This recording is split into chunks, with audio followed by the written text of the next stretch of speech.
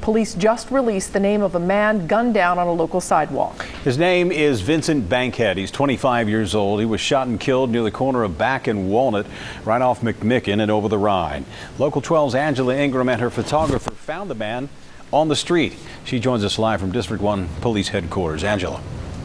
Well, Rob, this was purely accidental. My partner Richard Lane and I were on our dinner break and we were riding through over the Rhine. Richard slammed on his brakes. He looked out the window and he turned to me and he said, "That guy just got shot. Call the police, call the police." There were dozens of people in the area at the time, including children, and this man literally died in front of those children. Stay in the car.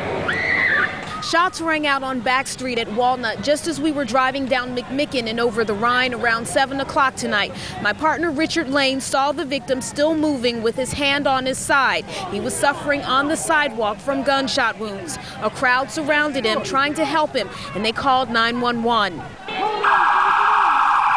Seconds later, police, fire, and medics pulled up. Medics worked to save the victim, who police say was in his 20s. But medics never had a chance to take him to the hospital. He died right there in the street in front of us. It happened in broad daylight in a very busy area with children around. Community activists are outraged, and they want anyone with information about the shooter to come forward and talk to police. Here we are again at another homicide. It's over 200 or 300 people's out here, and ain't nobody saying anything. One of the things I do want to stress is that when these things happen, if you don't speak up, it's going to keep on happening in your community. We trying to help stop the shooting and killing in this city. But if y'all don't do nothing about it, ain't nothing going to change. Y'all the one that got to do something about it. You got to step up in your community. You got to believe in what's going on in your community to help us stop it. If you know what's going on, stop it. Can't nobody stop it but you.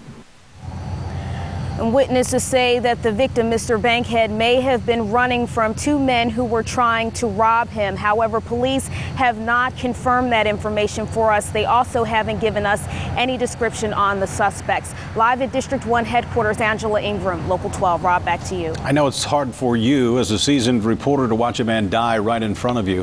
What about those children? They're living in this environment where someone right next to them is dying on the street.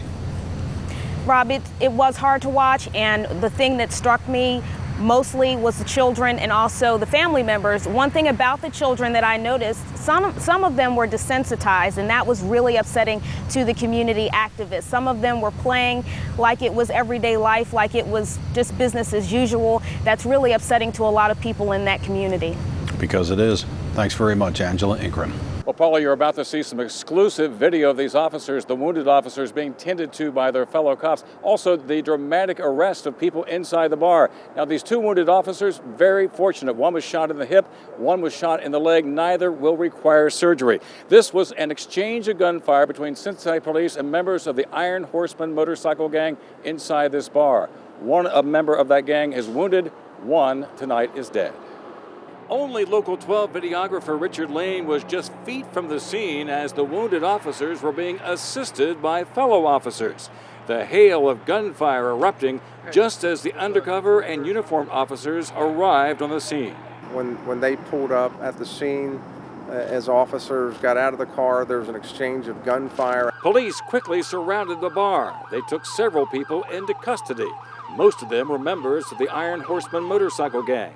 Two children were also seen, led from the bar. Police say the officers were about to conduct an investigation. It's not known what triggered the gunfire. I know there were 14 people taken out of the bar. I know there's 4 or 5 horsemen that are in custody at this time. You know, their level of cooperation will help us understand exactly what occurred. Police say several people were involved in the exchange of gunfire and numerous rounds were fired.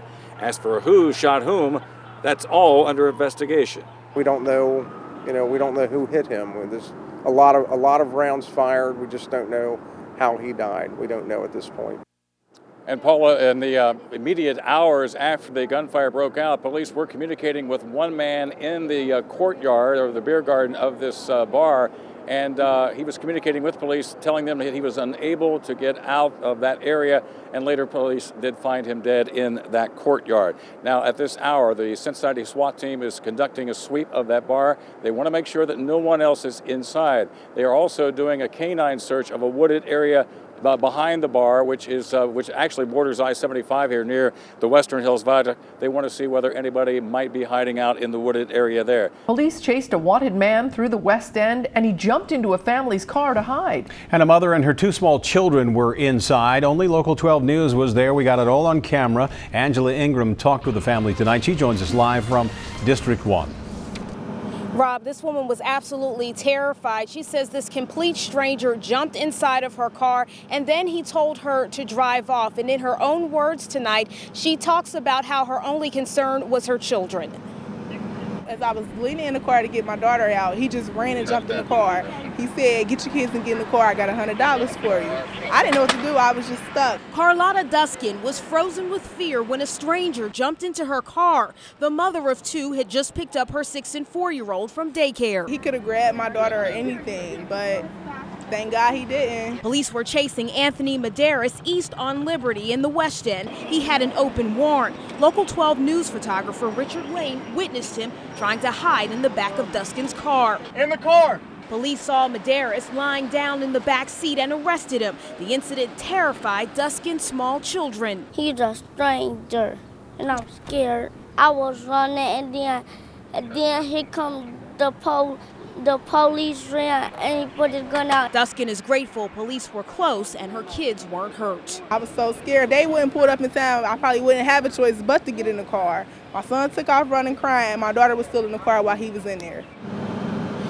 Now, the suspect did have an open warrant for assault. Tonight, after what he did, police charged him with obstructing official business for running from police. Reporting live from District 1 headquarters, Angela Ingram, Local 12 News. Rob, back to you.